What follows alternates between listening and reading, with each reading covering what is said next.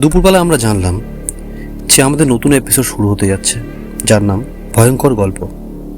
আপনারা যারা যারা জানেন না তারা আমাদের দুপুরবেলা দুটোর ভিডিওটা দেখতে পারেন, তারা বুঝতে পারবেন যে এই গল্পের সারমর্মটা কোথায় বা কী কী আমাদের এপিসোড বেরোনো যাচ্ছে।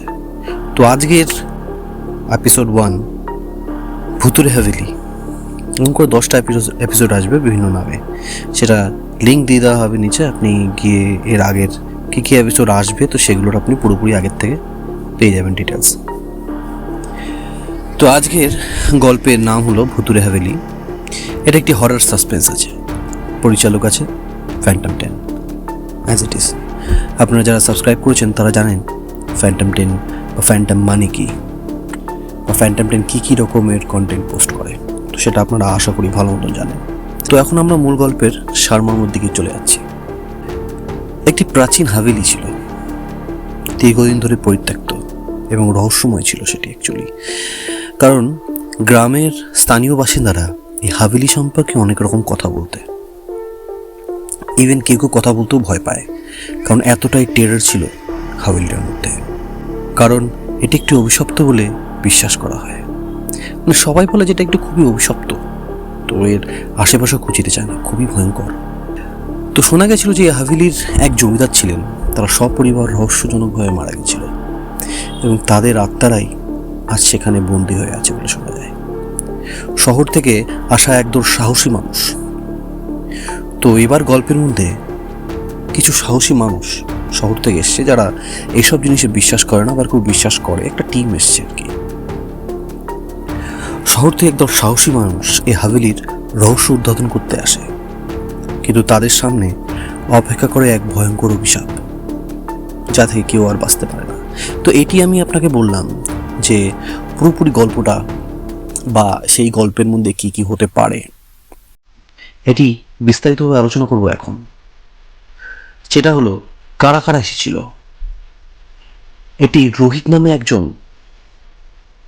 প্রোটাগনিস্ট এসেছিল, সেটা পেশা ছিল যার ইতিহাসবিদ এবং অনুসন্ধানকারী ছিল। সে খুব সাহসী এবং যুক্তিবাদী মানুষ ছিল। অন্ধবিশ্বাসে তারা কেউ বিশ্বাস করত না। মোটিভেশন, প্রাচীন স্থাপত্য এবং ইতিহাস নিয়ে গবেষণা করতে গিয়ে সেই ভুতুড়ে হাভেলির কাহিনী নজরে পড়ে। সঞ্জনা ছিল সেই রোহিতের স্ত্রী। সে একজন চিত্র নির্মাতা ছিল, সে ছবি আঁকত। ব্যক্তিত্ব ছিল তার খুব রহস্যময়, কেউ তার ব্যক্তির সম্বন্ধে সেরকমভাবে বলতে পারতো না, সতর্ক ছিল। এবং তবে সে রোহিতকে খুব ভালোবাসত, তার জন্য তাকে সাহায্য করার জন্য সবসময় প্রস্তুত ছিল। রোহিতের কাজের প্রতি আগ্রহ থাকলেও ভুতুড়ির জায়গায় গিয়ে সে বরাবরই সন্দেহ প্রদান করছিল। সে এক প্রকারের অনিচ্ছা নিয়ে রোহিতের সাথে হাভেলিতে আসে। অজয় ছিল রোহিতের বন্ধু। এর আবার পেশা ছিল ভূত শিকারী এবং পরাবাস্তব বিষয় নিয়ে খুব আগ্রহী ছিল। সে আত্মবিশ্বাসী এবং সাহসী মানুষ ছিল। রহস্যময় জায়গা তাকে আকর্ষণ করে। হাভেলির কাহিনী শুনে সেখানে পরাবাস্তব ঘটনার প্রমাণ পেতে যায়। রামু কাকা ছিল স্থানীয় ওখানকার বৃদ্ধ। পেশা ছিল হাভেলির প্রাক্তন তত্ত্বাবধায়ক। তার ব্যক্তিত্ব ছিল খুব ভীতু মানুষ ছিলেন। সে গ্রস্ত মানুষ ছিলেন, ভীতু মানে খুব ভয়গ্রস্ত মানুষ ছিলেন, কিন্তু খুব অভিজ্ঞ ছিলেন। বহুদিন আগে জমিদারের পরিবারের মৃত্যুর ঘটনার সাক্ষী ছিল সে। সে সকলকে বারবার সতর্ক করে দেয়। তো ঘটনার শুরুতে রোহিত হাভেলির ইতিহাস নিয়ে খোঁজখবর করতে আসে। তার অনুসন্ধানে উঠে আসে জমিদারের পরিবার এবং তাদের রহস্যময় মৃত্যুর ঘটনা। গ্রামের বৃদ্ধরা তাকে সতর্ক করে, কিন্তু রোহিত এসব কুসংস্কার বলে উড়িয়ে দেয়। সঞ্জনা এবং অজয় রোহিতের সাথে হাভেলির প্রদর্শন করতে আসে এবং এসে তারা ভেঙে পড়া হাভেলির চারপাশে পরিত্যক্ত পরিবেশ এবং নিস্তব্ধতা দেখে তারা একটু ভয়গ্রস্ত হয়। হাভেলির ভেতরে ঢুকে তারা দেখতে চায় যে ভিতরের অবস্থাটা কীরকম। তারা এক্সপিরিয়েন্স নিতে চাইতো, কিন্তু এটা তাদের জীবনে একটা বড় কাল হয়ে দাঁড়িয়েছিল। ঢোকার পরে তারা দেখতে পায় দেওয়ালের মধ্যে সব জমিদারের পারিবারিক চিত্র ছিল, তাদের ফ্যামিলির সবার চিত্রগুলো ছিল এবং অদ্ভুতভাবে সিলিং থেকে ঝোলানো একরকম ছায়াও ছিল সেখানে। রামু কাকা বারবার তাদের থামানোর চেষ্টা করে। অ্যাকচুয়ালি হাভেলি তাদেরকে আগেই ওয়ার্নিং করে দিয়েছিল যে এখানে আসাটা ঠিক নয়, কিন্তু তারা সেটাকে বুঝতে পারেনি। রামু কাকা সেটা বুঝে বারবার তাদের থামানোর চেষ্টা করে, কিন্তু তারা রামু কাকাকে পাত্তা দেয় না।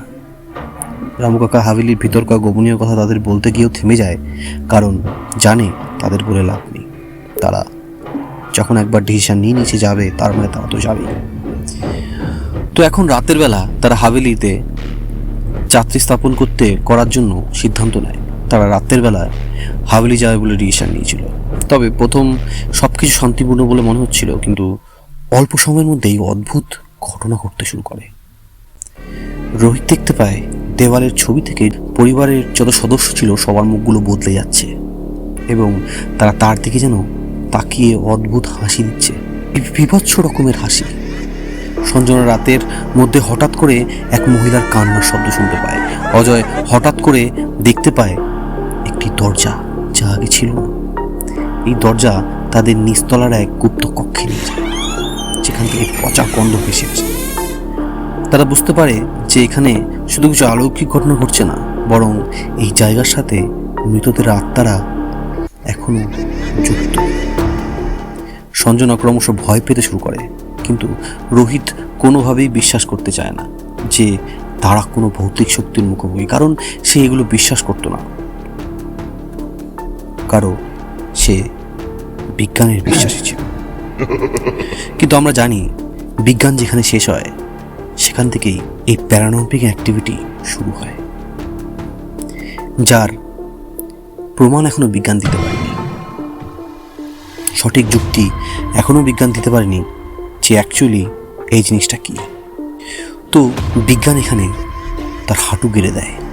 এই জায়গায় মৃতদের আত্মারা এখনো যুক্ত। সঞ্জনা ক্রমশ ভয় পেতে শুরু করে, কিন্তু রোহিত কোনোভাবে বিশ্বাস করতে চায় না তারা কোনো ভৌতিক শক্তির মুখোমুখি। রামু কাকা তাদের সতর্ক করে, এই হাভেলি তোমাদের দখল করে নিচ্ছে, এই হাভেলি তোমাদের দখল করে নিচ্ছে। জমিদারের পরিবার আত্মারা এখানেই আটকে আছে, এবং তারা বাঁচার জন্য তোমাদের শরীর ব্যবহার করবে। চলে যাও এখান থেকে তোমরা, এখনো সময় আছে। রাত গভীর হতে থাকে এবং তারা নিজেদের আলাদা করে ফেলে। হঠাৎ করে অজয় অদৃশ্য হয়ে যায়। তাকে খুঁজতে খুঁজতে রোহিত আর সঞ্জনা দেখতে পায় হাভেলির প্রতিটি দরজা জানলা আপনা থেকেই বন্ধ হয়ে যাচ্ছে, আর তারা আর বেরোতে পারছে না। কিছুক্ষণ পরে তারা অজয়ের মৃতদেহ খুঁজে পায়। তার শরীর অস্বাভাবিকভাবে বিকৃত ছিল। রোহিত তখনও মনে করছে এটি কোনো মস্তিষ্কের খেলা, কিন্তু সঞ্জনা সম্পূর্ণভাবে আতঙ্কগ্রস্ত হয়ে পড়ে। এক ভয়ঙ্কর মুহূর্ত তাদের সামনে চলে আসে। রোহিত আবিষ্কার করলো যে হাভেলির মধ্যে একটি প্রাচীন আয়না আছে, যা হাভেলির আসল অভিশাপের কেন্দ্রবিন্দু। জমিদারের পরিবারেরা আত্মারা এই আয়নার মধ্যেই বন্দী, এবং কেউ এই আয়না তাকায়, এবং যে কেউ আয়নায় তাকায় তার আত্মা এই হাভেলিতে আটকে যায়। রোহিত বুঝতে পারে যে তারা এতক্ষণে ভৌতিক শক্তির ফাঁদে পড়ে গেছে। রোহিত এবং সঞ্জনা পালানোর উপায় খুঁজতে থাকে, কিন্তু তাদের চারপাশে প্রতিটি কক্ষ বদলে যেতে শুরু করে। হঠাৎ রোহিত আয়নার সামনে এসে দাঁড়ায় এবং দেখতে পায় তার প্রতিচ্ছবি আস্তে আস্তে জমিদারের মতন হয়ে যাচ্ছে। আয়নাটি হঠাৎ শক্তিশালী হয়ে ওঠে এবং ভয়াবহ এক শক্তি তাকে নিজের দিকে টেনে নিচ্ছে। সঞ্জনা রোহিতকে টানতে চেষ্টা করে, কিন্তু রোহিত তার হাত ছেড়ে দিয়ে তাকে পালাতে বলে। রোহিতের শেষ কথা ছিল, তুমি চলে যাও। আমি মুক্তি পাবো না, আমার আত্মাও এখন এই হাভেলির অংশ। পালাও যতক্ষণ সময় আছে। সঞ্জনা দৌড়াতে শুরু করে। সে দরজাগুলি খুলতে সক্ষম হয়, কিন্তু বাইরে বেরোতেই হাভেলির প্রধান দরজাটি নিজের থেকেই বন্ধ হয়ে যায়। সঞ্জনা চিৎকার করে, কিন্তু রোহিত আর নেই। হাভেলির অন্ধকার তাকে গ্রাস করে নিয়েছে। কয়েক মাস পরে একটি নতুন দল হাভেলিতে আসে। দরজার উপর রোহিতের মুখ আঁকা। সে এখন হাভেলির অংশ। তারা আবার সেই অভিশপ্ত আয়নার সামনে এসে দাঁড়ায়, এবং আয়নার মধ্যে এক নতুন শিকার খুঁজতে থাকা রোহিতের আত্মা তাদের দিকে তাকিয়ে আসে। এক মৃদু হাসি এবং যন্ত্রণার সহিত তাদের আপ্যায়ন করে।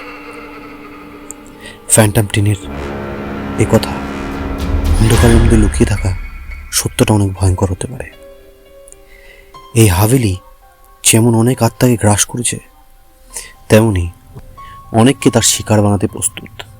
কি ভাবছেন? আপনি কি সেই হাভেলিতে একবার যেতে চান? আতঙ্ক, মানসিক ভয় এবং সাসপেন্স, ভৌতিক শক্তির মাধ্যমে আটকে পড়া আত্মার প্রতিশোধ, অন্ধকারের মধ্যে লুকিয়ে থাকা এক প্রাচীন অভিশাপ। চান এক্সপিরিয়েন্স করতে সব জিনিস? তাহলে ওয়েট করুন নেক্সট পার্টের জন্য। গল্প যদি ভালো লাগে থাকে তাহলে লাইক, কমেন্ট, সাবস্ক্রাইব, শেয়ার করতে ভুলবেন না। এটা খুবই আবশ্যক নতুন নতুন গল্প সংরচনা করতে। গল্প কোনো সময় ভালো বানাবো, কোনো সময় খারাপ বানাবো, সব কিছু মিলিয়েই চলতে হবে।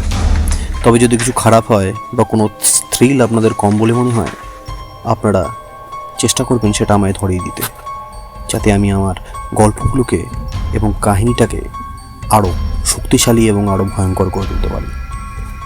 ধন্যবাদ।